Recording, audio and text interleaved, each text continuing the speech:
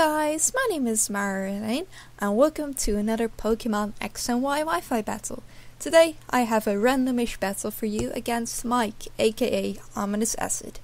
And today he wanted to do a battle with me, which was a Monster Hunter themed team for him. And we both love Monster Hunter a lot.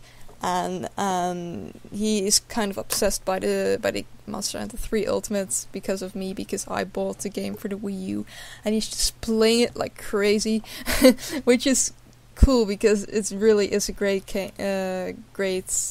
game. And if you want to play it, or you think I might play it, you should definitely check it out. But make sure you do some research on it because it is a very in-depth game. But anyway, we did a just a randomish battle. I brought some randomish pokes. He brought his Monster Hunter theme team. From left to right, he has Moltres, Kurapeko, the Bastiodon, which is Barrett, Wishcash, which is Nibblesnarf, Great Roggy, the Toxic Rogue, Arzuros is the Bearthick, I believe, and Giginox the Electros. So that's a lot of fun. I thought it was very clever and original of him. I already knew some pokes before I started the battle, but I kind of forgot them all, so I just took some random Pokemon. So I started with In Your PC, and I'm gonna go for the Volt Switch because Giginox or Electros sure knows knockoff, and he's probably going to use it, and it's maybe not really the smartest thing to go into apples, because apples just has dual screens and I really wanted to use them, but now, yeah, they kind of don't really last long. He switched out to his Great Roggy, and he's kind of poison-like, and I'm now Fairy type in 6th gen, so I kind of had to switch out. And he's going to go for a Sludge Wave, which doesn't do too much to my Rotom, because Rotom is cool and invisible, transparent shenanigans. I figured he would go for the Sucker Punch, so that's why I went for the trick. I got a Salt Fest from Giginox instead, which is also, yeah, it's okay for me. I don't mind it too much. But that means that Giginox is ultra fast, and I'm not really sure if that's going to be a problem. So he switched out to Barrett, and I expected a physical Pokemon to come in, so that's why I went for the Reflect. I didn't really want to stay in because, you know, it still is a Steel type, so I switched out into August, which is my Chestnut. This is not actually the bulletproof Chestnut that I'm supposed to be training, but this is just a completely regular Chestnut. Only problem is I really messed it up because I accidentally gave it Assault Vest. Well, it has 2 non-attacking moves, so that kind of sucks in this battle because I really needed those 4 slots and I only have 2, which is Seed Bomb and another move that you'll probably find out later. So here is my Scolipede, and Scolipede is going to steamroll the Giginox, and it does okay damage, I guess. I just wanted to flinch everyone, hence the name. But that doesn't really work out. So here comes Rotom again, and Rotom is just, yeah, Rotom is just being cool, and he's not really strong. But it's a cool Pokemon to have, especially just a Ghost type. I always like to have a Ghost type in my team. I'm just spamming Shadow Ball because, yeah, I wanted to get rid of that stupid knockoff. I hate knockoff.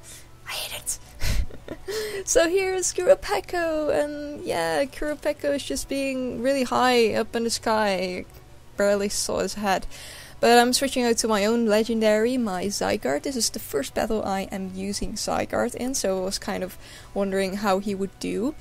I got a crit in the first turn, at least he got a crit on me, which sucks, because, yeah, this was a defensive Zygarde, and now it's not as defensive anymore because he lost half his health already, which sucks.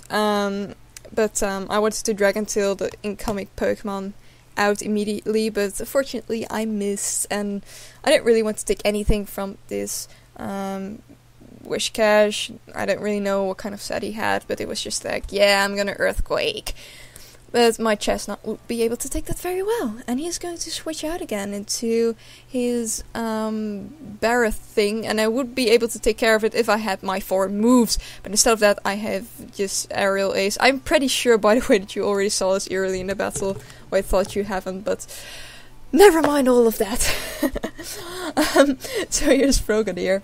And I decided to keep it a Frogadier because Greninja is kind of OU-ish, I think. I'm not really sure because I haven't really looked at the tiers. But Frogadier is just as cool, and it doesn't have the icky tongue. I mean, it looks weird on Greninja. Frogadier just has some cool bubbles. And yeah, Frogadier is cool.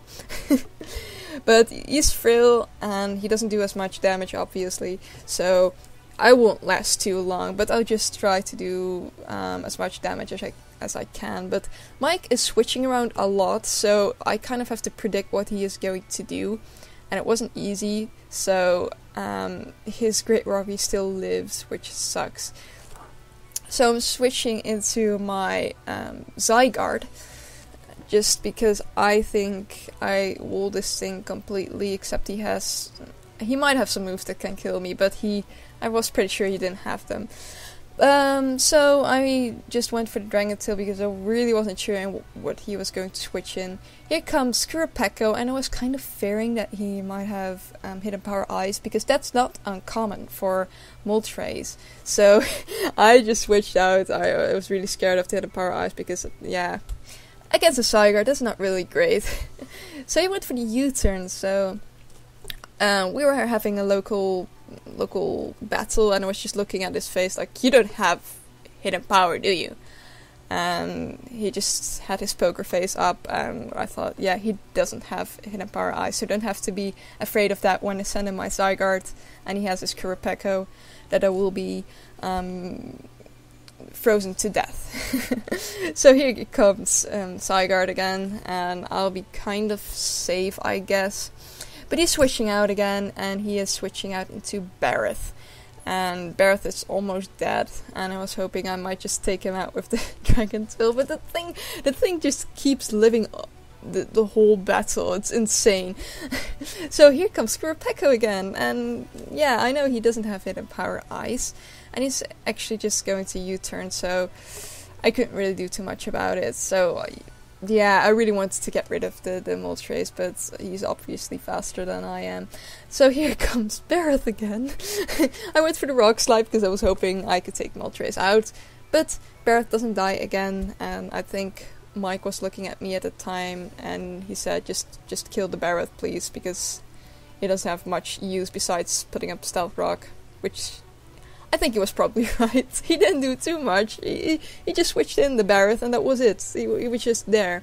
But yeah, here comes Ursuros, which is kind of painful right now. I decided to stay in, and yeah, I got really lucky here because he flinched and I got a crit. I thought he might just kill me in the end, but that wasn't the case. And he finally, at least he didn't get flinched in the second turn, and he kills me, but he gets the Life Orb damage, and that's why he dies. So if that flinch crit thing did not happen, it might have turned out really good for him. But because of that, I have a pretty great advantage right here. Because his Bear Tech is that, or his Arzuros. So he has this, I think he only has Moltres and Wishcash left, because his stupid Barret is gone. And he doesn't have too much for the pokes that I have left, because I have this August, which is at great health actually.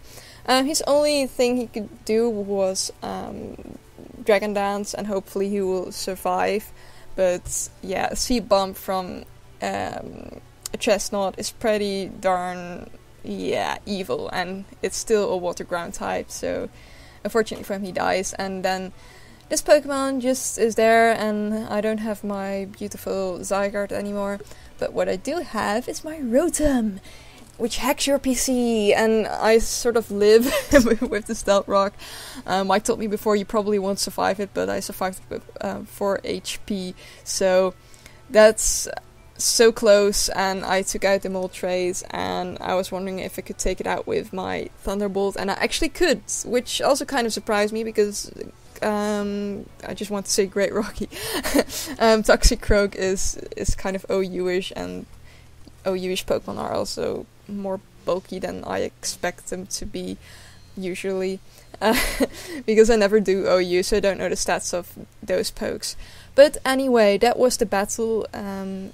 As you could have seen, it was really close, really close, because yeah, my Rotom was my last Pokemon, and for some reason it survived. I really didn't expect it to survive that long, but it was a lovely battle, and I gotta say Mike deserved to win a little bit more, because he kind of helped me a little bit during the match, because I was confused about some resistances, but it was a fun game overall, and it was really creative of him to make this Monster Hunter team.